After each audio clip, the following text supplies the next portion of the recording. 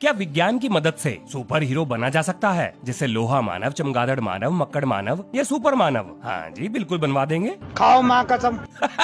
कसम खा लो पहले, कसम वसम छोड़ो, भरोसा रखो। मतलब ये वीडियो खत्म होने से पहले आपको यकीन आ जाएगा। मतलब विज्ञान की मदद से सुपर हीरो बनना इतना भी मुश्किल नहीं है जितना लगता है। अब जरा आप ये सोचो कि मार्वल वालों को ये फिक्शनल कैरेक्टर बनाने से पहले ये बताने की कौन सी जरूरत आ पड़ी कि टोनी स्टार्क एक वेल एजुकेटेड साइंटिस्ट भी है। अगर ना बताते तो भी पिक्चर तो सुपर हिट होनी ही थी, लेकिन उन्होंने फिर भी ये दिखाया। क्योंकि भाई साहब सबको इस बात पर यकीन है कि विज्ञान के पास वो दम है जो असंभव सी लगने वाली चीजों को भी संभव कर सके। आप स्पाइडरमैन को ले लो, ब्रिलियंट स्टूडेंट, बैटमैन को ले लो, रिच इंजीनियरिंग ब्रेन और law degree. What are your superpowers again?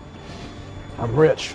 Black panther को ले लो, साइंटिफिकली टेक्नोलॉजिकली एक एडवांस सोसाइटी का लीडर। हर सुपर हीरो अपनी सुपर पावर्स के लिए कहीं ना कहीं पर साइंस की लाठी लेकर खड़ा है। ये सब के सब विज्ञान से बिना वजह नहीं जोड़े गए। तो चलो आओ बनाता हूँ आपको सुपर हीरो। तो जी विज्ञान के सामने सबसे पहली समस्या है कि मसल के मसले कैसे हल करें। देखो मतलब सुपर हीरो के पास सुपर ताकत भी तो होनी चाहिए, पर वैसे कितनी ताकत चाहिए सुपर हीरो बनने के लिए? ज्यादा नहीं, बस ट्रेन उठानी है। अब सवाल आता है ये कि ये ताकत आएगी कहाँ से? तो जी इसका समाधान है artificial muscle. We've been able to make artificial muscles that are powered chemically. Okay ठीक है, लेकिन ये मसल बनेंगे कैसे? तो ये है डॉक्टर रे बॉगमैन, यूनिवर्सिटी ऑफ टेक्सास में नैनो टेक डिवीजन के एक प्रोफेसर, और इन्होंने आर्टिफिशियल मसल बनाने में कामयाबी हासिल कर ली है। आइए सुनते हैं इनकी कहानी इन्हीं की जुबानी।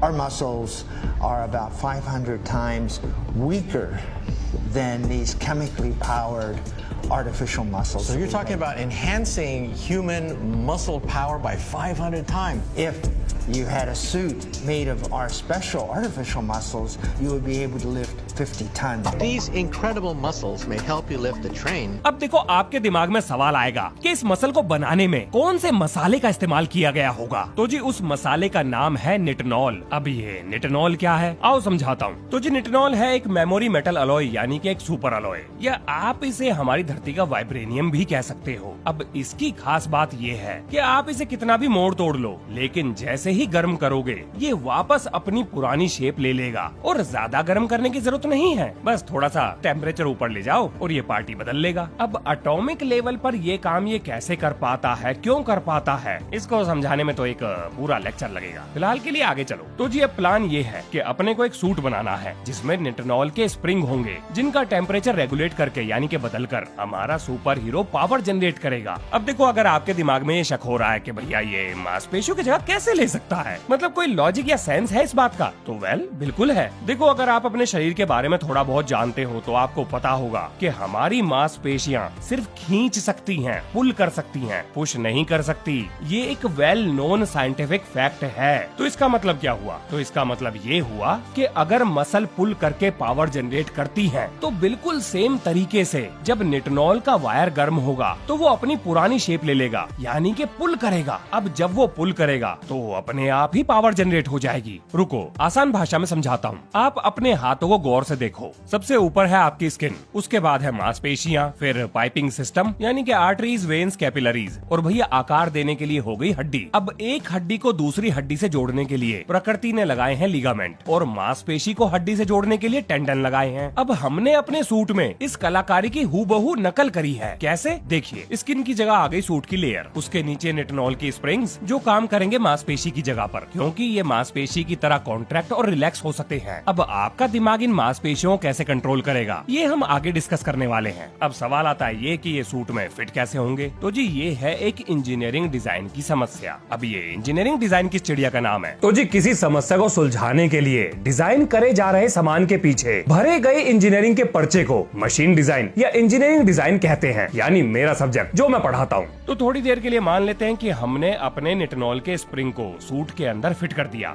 अब आप ये सोच रहे होंगे कि सही है, मस्कल के मसले हल हो गए। नहीं भाई साहब, यहाँ पर एक समस्या है और आने वाली बहुत सारी समस्याओं में से ये पहली समस्या है। आपने इस बात पे ध्यान दिया ही नहीं कि ये निटिनॉल का स्प्रिंग बहुत ही धीरे धीरे रिस्पॉन्ड करता है, लेकिन अपने को ताकत तो फटाफट चाहिए। तो अब क्या करें? वेल इसका भी एक समाधान है। इसी इंस्टीट्यूट में कार्बन नैनो ट्यूब्स की मदद से भी मसल बनाई गई हैं। अब जरा जान लेते हैं कि ये काम कैसे करती है। तो देखो, एक्सपेरिमेंट्स के द्वारा ये पता लगा है कि इलेक्ट्रिक फील्ड के संपर्क में आते ही कार्बन नैनो ट्यूब्स के द्वारा बनाई गई ये मांसपेशियां बिल्कुल हमारे मसल्स की तरह ही काम करती हैं, यानी कॉन्ट्रैक्ट होती हैं, कोई अंतर नहीं है। अब देखो, यहाँ पर आएगा आपके दिमाग में एक सवाल कि जब नेचुरल मसल और आर्टिफिशियल मसल में कोई अंतर है ही नहीं तो इसका फायदा क्या है? मतलब ये काम तो नेचुरल मसल भी कर सकते हैं। तो भाई साहब है, बिल्कुल है। ये आर्टिफिशियल मसल हमारी मांसपेशियों से 1000 गुना ज्यादा तेज है। These carbon nanotube sheets can move about 1000 times faster than our muscles. अब सवाल आता है कि इस तेजी का अपन को क्या फायदा? आओ दिखाता हूँ फायदा। ये तमंचे पे डिस्को देख रहे हो आप? भाई साहब, इसको करने के लिए तेजी चाहिए। और देखो, ये जो फ्लैश की सुपर पावर है, ये स्पीड ही तो है, और स्पीड आती है मसल के फास्ट रेस्पॉन्ड से। मतलब फायदे का सौदा है, रख लो चुपचाप। अब इसके साथ एक और कमाल की बात ये है कि कार्बन नैनो ट्यूब्स के द्वारा बनाई गई मसल्स स्टील के मेल्टिंग पॉइंट और जस्ट एब्सोल्यूट 0 टेम्परेचर से ऊपर एकदम मक्खन की तरह काम करेंगी। और इसके साथ ये जबरदस्त मजबूत हैं। इनमें हमारी मांसपेशियों की तरह टूट फूट नहीं होगी। तो अब अपने सामने समस्या आती है ये कि दोनों मसल्स में से कौन सी चूज करें? वेल, तो दोनों ही लेनी पड़ेंगी। कार्बन नैनो ट्यूब्स की मसल माना के फास्ट है, लेकिन उतनी ताकत पैदा नहीं कर सकती जितनी निटिनॉल की कर सकती है। और देखो, हमारे शरीर में भी 2 तरीके के मसल फाइबर होते हैं, यानी ये जो हार्ड मास का पुतला लेकर हम घूमते हैं, इसमें प्रकृति ने स्लो ट्विच और fast Twitch muscle fibre fit करे हैं। तो हम लोग भी नेचर को कॉपी मारेंगे और दोनों तरीके के मसल फाइबर का इस्तेमाल करेंगे। तो अब अपन लोग एक काम करेंगे कि अपने सूट में निटिनॉल की मसल्स की बेस लेयर तैयार करेंगे और सेकंड लेयर मसल्स के रूप में कार्बन नैनो ट्यूब का इस्तेमाल करेंगे। इस तरीके से स्ट्रेंथ और स्पीड दोनों मिल जाएंगी। चलो यार, अब गरीबों में मिठाई बंटवाओ। नहीं, यहाँ एक समस्या है। शाबाश बेटा, बहुत बढ़िया। माना कि आपने अपनी नई नवीली मसल्स के साथ ट्रेन को उठा लिया, लेकिन भाई साहब जरा ये सोचो कि आपकी हड्डियां क्या इतना वजन झेल पाएंगी? बिना मजबूत हड्डियों के मांसपेशियों का क्या फायदा? मांसपेशियां फोर्स जनरेट करती हैं, ताकत पैदा करती हैं, शरीर को स्टेबिलिटी नहीं देती। आपका ढांचा कहां से मजबूत होगा? ये बहुत बड़ी समस्या है। तो अब क्या मतलब शरीर की हड्डियां चेंज करनी पड़ेंगी? नहीं, इसका भी इलाज है, और वो है एक्सोस्केलेटन सूट। देखो, अमेरिका हो गया, चाइना हो गया, जापान हो गया, इन्होंने तो एक्सोस्केलेटन सूट बना भी लिए हैं और वेट वेयर टेक्नोलॉजी का इस्तेमाल करके सूट को डायरेक्ट हमारे दिमाग के साथ जोड़ भी दिया है। लेकिन जितनी ताकत ये सूट पैदा कर रहा है, हमें उससे कई सौ गुना ज्यादा ताकत चाहिए। और यही वो कारण है जिसकी वजह से हम आर्टिफिशियल मसल्स को इस सूट के अंदर डिप्लॉय करने जा रहे हैं। यानी कि जो सूट हम डिजाइन कर रहे हैं उसके अंदर जॉइंट्स पर मसल अटैचमेंट्स होंगे और वो सूट अपने आप में इतना स्ट्रॉन्ग होगा जो पड़ने वाली फोर्सेस को झेल सके। लेकिन अब यहाँ पर समस्या आती है ये कि मान लो कि मैंने अपने दिमाग में सोचा कि चलो भाई प्लेन उठाते हैं, और मैं प्लेन के नीचे घुस गया। लेकिन ये जो आर्टिफिशियल तामझाम मैंने अपने ऊपर लपेटा हुआ है, इसे ये बात कैसे पता लगेगी कि प्लेन उठाने के लिए मुझे कौन कौन सी मांसपेशियों की जरूरत है? मतलब मेरे दिमाग का आर्टिफिशियल मसल से कम्युनिकेशन कैसे होगा? और ये तो एक ही समस्या है। दूसरी समस्या ये है कि अगर मान लो मैंने किसी तरीके से आर्टिफिशियल मसल के साथ कम्युनिकेट कर भी लिया, तो ये कैसे पता लगेगा कि कितनी पावर जनरेट करनी है? अगर उसने ज्यादा पावर जनरेट कर दी तो मतलब ये तो तोड़ फोड़ मचा देगी। तो जी, इस समस्या को सुलझाने के लिए अपन के पास 2 सॉल्यूशन हैं, जिसे मैंने नाम दिया है स्ट्रेंथ एम्पलीफिकेशन सिस्टम, यानी कि फोर्स मल्टीप्लाइंग सेंसर्स और AI पावर्ड लोड कैलकुलेशन। अब ये फोर्स मल्टीप्लाइंग सेंसर क्या चीज है? देखो, आपने नाम सुना होगा EMG सेंसर्स का। क्या काम करते हैं ये हमारी मसल्स के द्वारा पैदा किए जा रहे इलेक्ट्रिकल सिग्नल्स को डिटेक्ट करते हैं। यानी कि जब भी आप अपनी किसी मसल को यूज करते हैं तो वो इलेक्ट्रिकल पल्सेस पैदा करती है। अब यही इलेक्ट्रिकल पल्सेस हमारी आर्टिफिशियल मसल्स को ये मैसेज भेजेगा कि हमारे शरीर को किस मसल की रिक्वायरमेंट है, कौन सी मांसपेशी की जरूरत है। रुको जरा आसान भाषा में समझाता हूँ। देखो भैया, मान लेते हैं कि आपको प्लेन उठाना है। अब जैसे ही आप अपने हाथों का इस्तेमाल करोगे तो आपके हाथों में जो मसल्स हैं उनकी एक्टिविटी बढ़ जाएगी, यानी कि वो इलेक्ट्रिकल सिग्नल बनाएंगी। अब ये इलेक्ट्रिकल सिग्नल EMG सेंसर्स के द्वारा डिटेक्ट किया जाएगा और जैसे ही EMG सेंसर्स को ये सिग्नल मिलेगा, वो सीधा उन्हीं आर्टिफिशियल मसल्स को एक्टिवेट कर देगा जिनकी मदद से हम प्लेन को उठा सके। और ये सारा तामझाम वेट वेयर टेक्नोलॉजी की मदद से एक दूसरे से जुड़ा रहेगा। और देखो, अगर आप इस शब्द को लेकर कंफ्यूज हो तो भाई साहब इंटरनेट पे में जाइए और सर्च करिए इंसानी शरीर को मशीन से जोड़ने की टेक्नोलॉजी को वेटवेयर टेक्नोलॉजी कहते हैं। वैज्ञानिक लोग बड़े लंबे समय से इस पर रिसर्च के पर्चे भर रहे हैं, काफी हद तक कामयाब भी हो चुके हैं। चलो जी, दिमाग तो आर्टिफिशियल मांसपेशियों के साथ जुड़ गया, लेकिन हमारे शरीर को ये कैसे पता लगेगा कि ये आर्टिफिशियल मसल कितनी पावर जनरेट कर रहे हैं? तो उसका भी इलाज है। हम अपने सूट के अंदर एक AI पावर्ड सिस्टम भी लगाएंगे, जिसका यही काम है हिसाब किताब लगाकर दिमाग को बताना। वैसे जरा सोचो कि कितना अच्छा होगा अगर प्रोफेसर एक्स वाली सुपर पावर, एक्समैन वाले प्रोफेसर एक्स, उनकी जो सुपर पावर है यानी कि दिमाग को पढ़ने वाली, उसे कंट्रोल करने वाली, ये अगर हमें मिल जाए तो बात ही अलग होगी। तो क्या ये संभव है? बिल्कुल है। मतलब आपको क्या लगता है कि ये वैज्ञानिक लोग पगला गए हैं, ये फालतू में इतने रिसर्च के पर्चे भर रहे हैं? नहीं जनाब, आज के समय की जा रही रिसर्च ही भविष्य की टेक्नोलॉजी को जन्म देगी। तो चलो इनकी पढ़ाई लिखाई का फायदा उठाते हैं, आओ लगाते हैं इसमें इंजीनियरिंग। देखो, पहले मैं आपको एक बड़ी ही कमाल की चीज के बारे में बताता हूँ। आजकल वैज्ञानिक एक नई चीज के पीछे पड़े हैं और वो है ह्यूमन थॉट डिक्शनरी। अब इसका क्या मतलब है? मतलब भाई साहब, आपका दिमाग क्या क्या सोचता है उसकी एक डिक्शनरी तैयार करी जा रही है। Scientists are now compiling a dictionary of thought.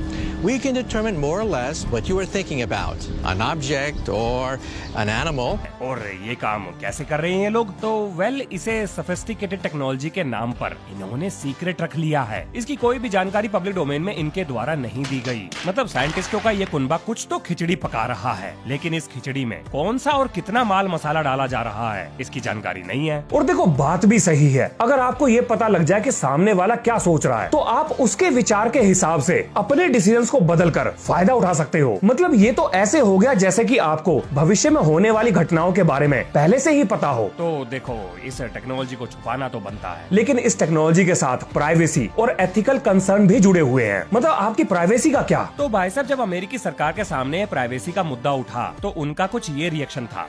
खराब हो जाएगा, मैं माँ अम्मा बहन पे आ जाऊंगा, मैं इनकी अम्मा बहन पे आ जाऊंगा। अरे भाई साहब, करोड़ों डॉलर ठुक चुके हैं इस टेक्नोलॉजी को बनाने में। अब अगर ह्यूमन राइट वाले प्राइवेसी की तख्ती लेकर घूमेंगे अमेरिकी सरकार यही कहेगी, भाड़ में गई प्राइवेसी। आगे चलते हैं। अब मान लो कि हमारे पास बहुत सारा डाटा इकट्ठा हो जाता है, जिसे हम एक छोटे से डिवाइस के अंदर डाल देते हैं, जिसका काम है अपने पास पहले से मौजूद डाटा और आपके दिमाग में हो रही हलचल, इन दोनों को मैच करके ये पता लगाना कि आप क्या सोच रहे हो। तो भाई साहब, प्रोफेसर एक्स वाली सुपर पावर आ जाएंगी। यानी कि आप दूसरे के दिमाग में ताक झांक कर पाओगे कि वो क्या प्लान बना रहा है, कैसे बना रहा है और कब उसे अंजाम देगा। अब वैज्ञानिकों ने जिस चीज के अंदर ये डाटा डाला है वो है miniature magnetometer. This is an atomic magnetometer.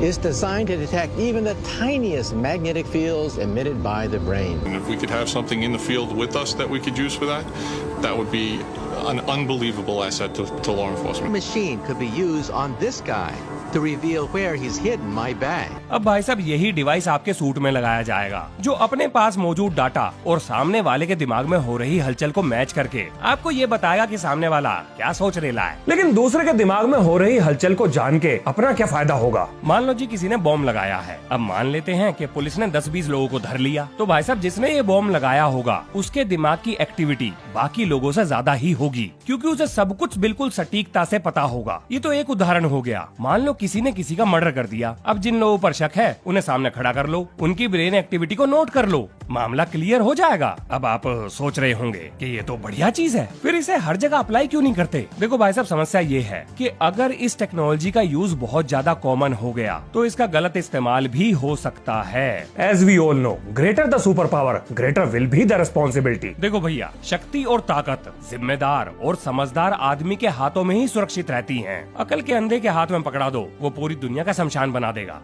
अब जरा ये जान लेते हैं कि आखिर ये मैग्नेटोमीटर काम कैसे कर रहा है। तो देखो भैया, इसको करा है हमने आपके सूट में फिट, जिसका काम है आपके आदेश पर सामने बैठे हुए आदमी के दिमाग में झांककर उसकी ब्रेन एक्टिविटी का पता लगाना कि वो आखिर सोच क्या रहा है, और उसके बाद ये इस एक्टिविटी को अपने डाटाबेस के साथ मैच करेगा और आपको जवाब देगा कि आपका शक सही है या नहीं। चलो जी, ताकत का जुगाड़ हो गया, दिमाग तेज कर लिया। और रही बात नाइट विजन और एक्सरे विजन की, तो देखो ये टेक्नोलॉजी तो पहले ही डिस्कवर हो चुकी है। मैं आपको एक उदाहरण देता हूँ। एयरपोर्ट पर एक अजीब सी वैन जिस पर कुछ भी नहीं लिखा होता वो घूमती रहती है। आखिर ये वहाँ कर क्या रही है? तो भाई साहब, इस वैन का काम है एयरपोर्ट पर आने वाले वाहनों की चेकिंग करना एक्सरे की मदद से। इस गाड़ी के अंदर टेक्नोलॉजी के पूरे तामझाम फिट करे हुए हैं। ये किसी को भी बिना पता लगे ऊपर से नीचे स्कैन कर देती है, चाहे वो वाहन हो या इंसान। पाकिस्तान, इसकी नजर से कोई नहीं बचता। अमेरिकन सिक्योरिटी फोर्सेज इसका इस्तेमाल करती हैं। बस हमें इसका मिनिएचर वर्जन चाहिए जो बनाया जा चुका है। आप प्रोफेसर मिचियो काकू को सुनो। Their X-rays bounces off objects, pass right through, and then into your goggles.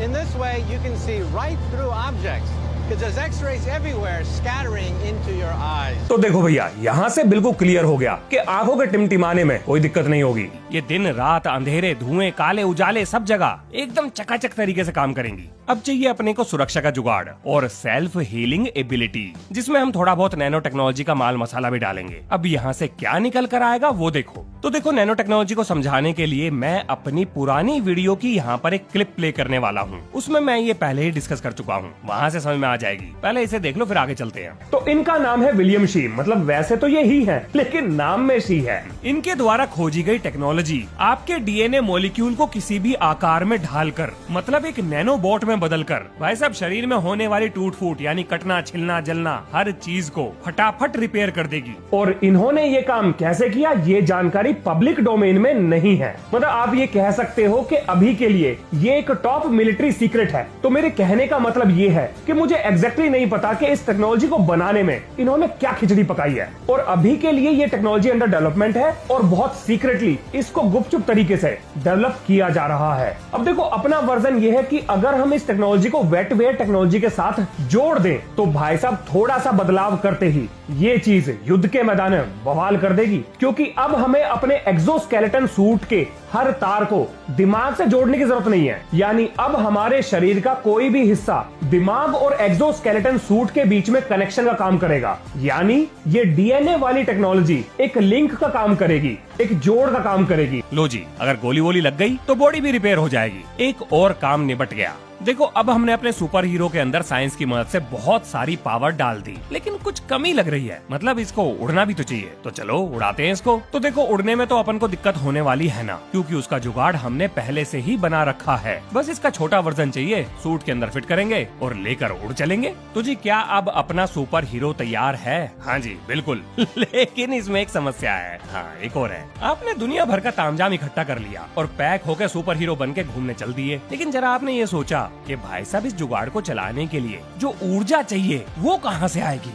मतलब क्या बैटरी साथ लेकर घूमोगे? वेल, अगर ऐसा नहीं करना चाहते हो तो हमें एक मिनिएचर फ्यूजन रिएक्टर बनाना पड़ेगा, जो कि बहुत ही मुश्किल काम है। और देखो, अगर ये नहीं कर सकते तो हमें एक हाई एनर्जी डेंसिटी का मिनिएचर फ्यूल सेल चाहिए, जिसे बनाने में कामयाबी अभी तक तो हमें मिली ना। तो भाई साहब, जब तक बिजली का जुगाड़ नहीं होता तब तक टीन का ये तामझाम किसी काम का ना है। पर उम्मीद करते हैं कि भविष्य में कोई ना कोई समाधान तो निकल ही आएगा। चलो जी, इस वीडियो से जुड़ी हुई जितनी भी काम की बातें थी वो सब खत्म। अब जरा क्लोजिंग थॉट में ये समराइज कर देता हूँ कि आखिर इस तरह की वीडियो को बनाने के पीछे मकसद क्या था। देखो यार, बात समझो, अगर विज्ञान को इमेजिनेशन के साथ ना जोड़ा जाए तो वो सुनने में और समझने में बहुत ही बोरिंग लगता है। आप जरा ये सोचो, अगर मैं आपको artificial muscle, magnetometer, x-ray technology और फ्यूल सेल के बारे में डायरेक्टली बताता तो जी 10-12 मिनट आप क्या, मैं भी नहीं झेल पाता। तो इस वीडियो के जरिए आपको टेक्नोलॉजी के बारे में भी पता लग गया और उसके पॉसिबल इस्तेमाल की संभावनाओं के बारे में भी पता लग गया। हो सकता है इन टेक्नोलॉजीज का आप सबसे बेहतर इस्तेमाल खोज लो और क्या पता एक दिन कमाल कर दिखाओ। इमेजिनेशन की कोई लिमिट नहीं, क्योंकि हर चीज की शुरुआत एक आइडिया से होती है। मेरी नजर में ऐसी पढ़ाई का कोई फायदा नहीं जिसका इस्तेमाल ना पता हो। और देखो, आपके विचार मेरे से बिल्कुल अलग हो सकते हैं, इसमें कुछ भी गलत नहीं है, क्योंकि देखो जिस पोजीशन पे मैं बैठा हूँ वहाँ पर मेरे लिए ये बात कहना बहुत आसान है और ये बात मैं खुद भी समझता हूँ। तो बस जाते जाते आपसे यही कहूंगा कि आप जो भी पढ़ रहे हैं उसका लाइफ में इस्तेमाल ढूंढने की कोशिश करो और जब तक ढूंढते रहो जब तक कि मिल ना जाए। इससे पढ़ाई आसान हो जाएगी। ये है इस वीडियो का अंत। मिलते हैं नेक्स्ट वीडियो में, तब तक के लिए खुश रहो, मस्त रहो, जबरदस्त रहो और बोलो मेरे संग, जय हिंद, जय भारत।